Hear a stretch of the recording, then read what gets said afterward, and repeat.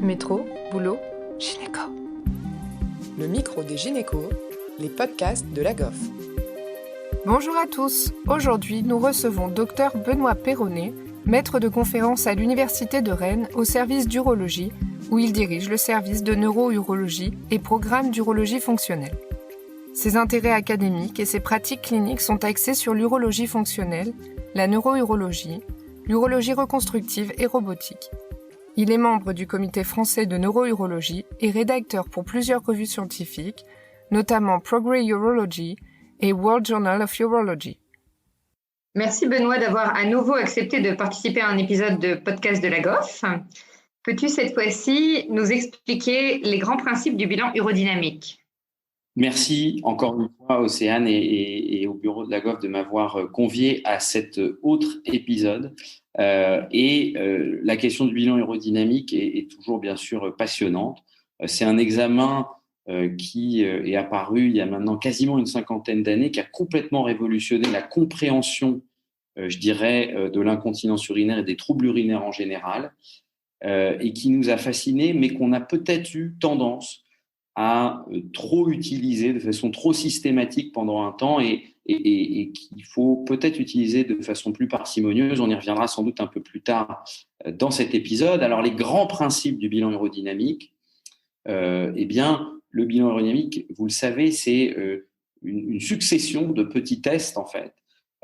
Et tel qu'on le pratique en France, et j'insiste là-dessus, ce n'est pas du tout le cas dans tous les pays, mais tel qu'on le pratique en France, on a tendance à le faire de la façon suivante. On commence en général par une débimétrie libre, où on demande donc à la patiente d'uriner et on va enregistrer le débit urinaire avec une courbe de débimétrie que vous connaissez, dont on va analyser, je dirais, le tracé. Classiquement, on espère avoir une courbe en cloche. On peut, en cas d'hypocontractilité, par exemple, avoir une courbe plutôt polyphasique. Et puis, on analyse aussi le débit maximum, avec ce chiffre classique de dire que le débit maximum normal est supérieur à 15 millilitres seconde. Mais là encore, c'est quelque chose de linéaire. C'est pas à 12 on est anormal et à 16 on est normal.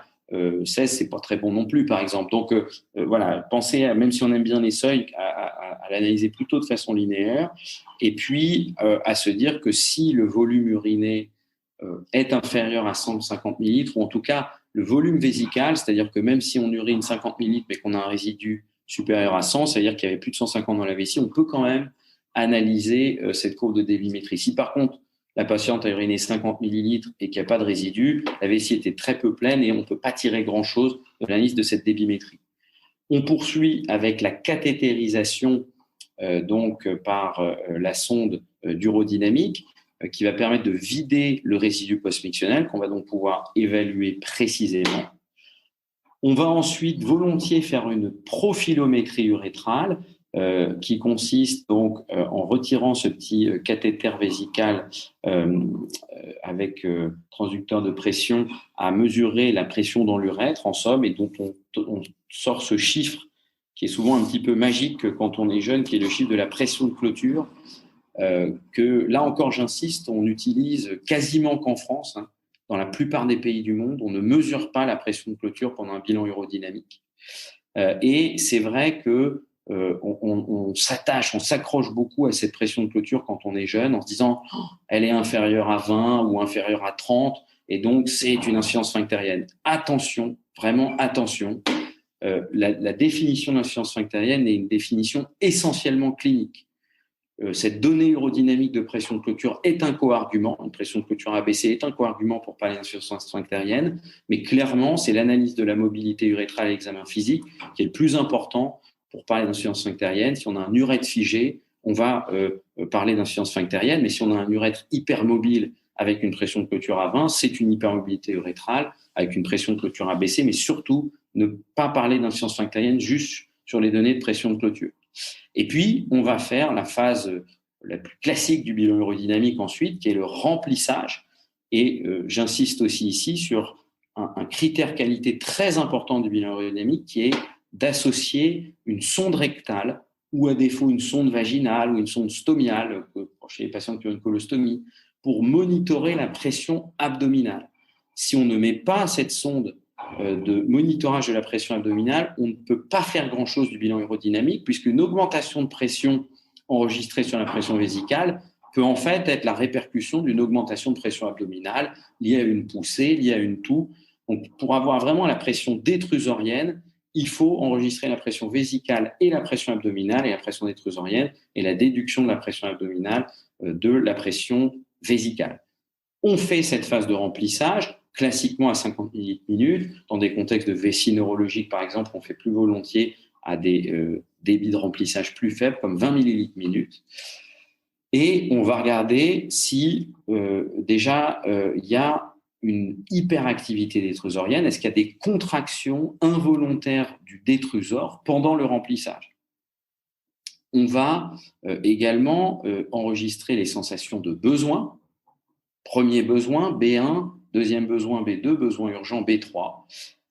Et évaluer la capacité systomanométrique, qui est en fait quelque chose de pas si bien réglé que ça, puisque la capacité systomanométrique, elle peut avoir plein de définitions, et il faut en gros, si on veut être précis, dire comment on a défini notre capacité systomanométrique. Est-ce que c'est à la survenue du B3, à la survenue d'une fuite, à la survenue d'une contraction non inhibée, à la survenue d'une douleur? Mais la capacité systomanométrique, ce n'est pas le volume qu'on a pu mettre dans la vessie. C'est défini par une de ces données que je vous ai expliquées à l'instant. Et la phase la plus importante, en réalité pour moi, du bilan aérodynamique, et qui n'est pas souvent faite, et qu'il faut absolument faire, et analyser, c'est l'étude pression-débit. Une fois qu'on a rempli la vessie, on demande à la patiente d'uriner, et les informations obtenues sont absolument fondamentales. On va en particulier pouvoir évaluer s'il y a une bonne contractilité détrusorienne, à savoir définie comme une pression détrusorienne maximum pendant la phase de vidange d'au moins 20 cm d'eau avec un débit maximum supérieur à 15 ml/s. En deçà de ces chiffres, on parle d'hypoactivité détrusorienne. Et on va également pouvoir évaluer s'il y a une obstruction sous-vésicale. Et l'obstruction sous-vésicale chez la femme, ça existe. Ce n'est pas parce que les femmes n'ont pas de prostate qu'elles n'ont pas d'obstruction sous-vésicale. Il y a énormément de causes d'obstruction sous-vésicale chez la femme, des causes anatomiques comme les sténoses de l'urètre, d'un antécédent de chirurgie de l'incontinence, ou des causes fonctionnelles comme la dysynergie fonctionnelle, la maladie du col vésical. Et donc, on recherche cette obstruction sous-vésicale en regardant la pression détrusorienne au débit maximum et le débit maximum. Il y a une formule que je vous invite à utiliser, qui est la formule de l'index d'obstruction sous-vésicale chez la femme, BOOIF, Bladder Outlet Obstruction Index in Female Patients, et qui est PDET Qmax moins 2,2 Qmax. Donc, la pression détrusorienne au débit maximum, moins 2,2 fois le débit maximum. Si cet index est supérieur à 18, on parle d'obstruction sous-vésicale chez la femme. S'il est supérieur à 5, c'est équivoque, et s'il est inférieur à 5, il n'y a pas d'obstruction sous-vésicale.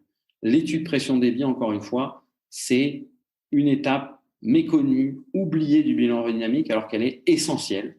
Elle pourra vous aider à prédire le risque de rétention après bandelette, de rétention après anticholinergique, de rétention après Botox, et aussi des causes de symptômes type hyperactivité vésicale, en réalité liés à une obstruction sous-vésicale. Donc, investissez-vous dans la compréhension et l'analyse de cette étude pression-débit.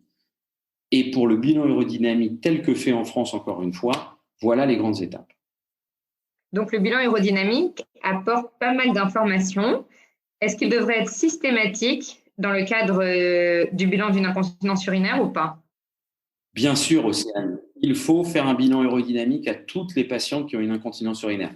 Je plaisante, bien entendu. Il ne faut surtout pas faire un bilan aérodynamique à toutes les patientes qui ont une incontinence urinaire. Alors, bien entendu, c'est pratique. Quand on a une première consultation pour incontinence, on interroge un petit peu la patiente et puis on est un peu en retard à la consultation. On dit je vais vous faire un BUD et puis je vous reverrai dans 3 mois. Comme ça, à ce moment-là, je vous examinerai et puis voilà. Mais c'est injuste d'envoyer ces femmes au bilan aérodynamique de manière aussi systématique. Il n'y a aucune raison de faire un bilan aérodynamique systématique. Le bilan aérodynamique, il doit chercher à répondre à une question et on doit le faire, selon toutes les recommandations des sociétés savantes internationales, uniquement quand on pense qu'il va changer notre prise en charge. Donc, il n'est certainement pas systématique. De toute façon, il doit y avoir une rééducation périnéale en traitement de première intention. Donc, si elle n'a pas été faite, on ne va certainement pas faire un bilan urodynamique avant. Il faut, à mon sens, ne pas faire un bilan urodynamique quand on n'a pas examiné la patiente, parce que si vous trouvez un énorme prolapsus, une sténose de l'urètre, une atrophie vulvo-vaginale marquée, c'est des choses que vous pourrez chercher à corriger et peut-être qui feront régresser complètement l'incontinence sans avoir besoin d'aller après jusqu'au bilan urodynamique. Et puis, on a des données scientifiques maintenant pour nous dire qu'il ne faut surtout pas faire systématiquement un bilan urodynamique devant une incontinence urinaire, et y compris même avant une intervention chirurgicale et avant une bandelette sous-urétrale. On a le fameux essai VALUE, qui est un grand essai nord-américain publié dans le New England Journal of Medicine en 2012, où ils ont randomisé plus de 600 patientes entre bilan urodynamique ou pas de bilan urodynamique avant une bandelette. Et ils n'ont pas montré de supériorité en termes de prise de décision thérapeutique et de résultats cliniques de la prise en charge à la réalisation d'un bilan urodynamique systématique chez les patientes, attention, qui avaient une incontinence urinaire d'effort pur. Donc, le bilan urodynamique ne doit certainement pas être systématique dans le bilan d'une incontinence urinaire. Excuse-moi, mais tu as parlé de sténose urétrale. On fait le diagnostic comment? En passant une sonde de manière systématique pendant l'examen? Alors, c'est une excellente question. Déjà, rien que à l'inspection, je dirais, visuelle, on peut suspecter une sténose, au moins une sténose du méa. Alors, la sténose de l'urètre chez la femme, c'est quelque chose de rare, mais qui existe et qu'il faut savoir rechercher. Donc, visuellement, déjà, on voit si le méa est sténosé. Et puis, sans forcément… Alors, on peut éventuellement passer une petite sonde pour rechercher une sténose, mais là encore, une débimétrie et une mesure de résidus nous alertera sur l'existence d'une possible sténose ou en tout cas obstruction sous-vésicale qui pourra, pour le coup, justifier d'un bilan urodynamique. Du coup, en revenant sur le bilan urodynamique, quelles sont les indications qui restent alors? Eh bien, il y a quand même encore quelques indications au bilan urodynamique. Ce qui est intéressant, j'ai parlé un petit peu de l'histoire du bilan urodynamique tout à l'heure, qui a maintenant une 50aine d'années. Une fois qu'on a vu qu'on pouvait mesurer, avoir ce pouvoir fascinant de mesurer les pressions dans la vessie, dans l'urètre, on s'est mis à en faire à tire-larigot. Et l'ère de l'evidence-based medicine est arrivée depuis, on va dire, 2 décennies maintenant. Et on a cherché à valider par des essais randomisés nos indications de bilan urodynamique. Et à ce jour, dans aucune des indications, on a réussi à montrer l'intérêt du bilan urodynamique dans un essai randomisé, que ce soit pour l'incontinence d'effort, que ce soit pour la chirurgie de l'HBP, que ce soit pour l'incontinence par urgenturie. Il n'y a pas de haut niveau de preuve pour dire qu'il faut faire un bilan urodynamique dans telle ou telle population. Alors pour autant, il y a des consensus qui existent sur les indications du bilan urodynamique et des avis d'experts sur le sujet. Il y a évidemment un intérêt à faire un bilan urodynamique avant une intervention chirurgicale, pas de façon systématique, comme je l'ai dit juste avant une bandelette sous-urétrale pour une incontinence urinaire d'effort pur avec une hypermobilité urétrale, tout ce qui est plus classique, on peut se passer d'un bilan urodynamique. Mais dès lors qu'il y a des drapeaux rouges, je dirais des signes d'alerte, comme par exemple une débimétrie altérée, une augmentation du résidu post-mictionnel, une incontinence mixte avec une part par urgenturie très importante, là, le bilan urodynamique est tout de suite plus intéressant. C'est également intéressant, bien entendu, de faire un bilan urodynamique chez les patientes qui ont une incontinence dite complexe, notamment une incontinence récidivée après des traitements antérieurs de l'incontinence, des traitements avant un traitement de 3e ligne de l'hyperactivité vésicale. On peut, théoriquement, même selon les recommandations des sociétés savantes nationales et internationales, faire de la toxine intra-détrusorienne ou de la neuromodulation sacrée sans but préalable, mais je ne le recommanderais pas parce qu'en général, quand on est là, on a déjà essayé beaucoup de choses. C'est important, à mon sens, de comprendre le mécanisme physiopathologique et on va avoir des éléments intéressants pour le choix de la thérapeutique. Y a-t-il une hypocontractilité, une obstruction sous-vésicale? Est-ce qu'il y a une hyperactivité détrusorienne très sévère qui peut nous orienter parfois vers plutôt la toxine, alors que l'hypocontractilité ou l'obstruction sous-vésicale nous orienterait plus vers la neuromodulation en raison du risque de rétention. Donc, avant un traitement de troisième ligne de l'incontinence Fowler-Venturi, c'est également préférable de faire un bilan urodynamique. Et c'est globalement ces situations d'incontinence complexes, récidivées, avant une chirurgie de l'incontinence urinaire que le bilan urodynamique a encore toute sa place. Merci au Dr Perronnet pour cet entretien passionnant et à Océane Pêcheux pour avoir préparé et animé cette interview. Merci à tous de nous avoir écoutés aujourd'hui. Rendez-vous la semaine prochaine pour un nouvel épisode. Vous retrouverez toutes les ressources et références de ce podcast dans la description. Et surtout, n'hésitez pas à vous abonner à la chaîne, à lui accorder 5 étoiles, voire même à en parler autour de vous. Métro, boulot, gynéco.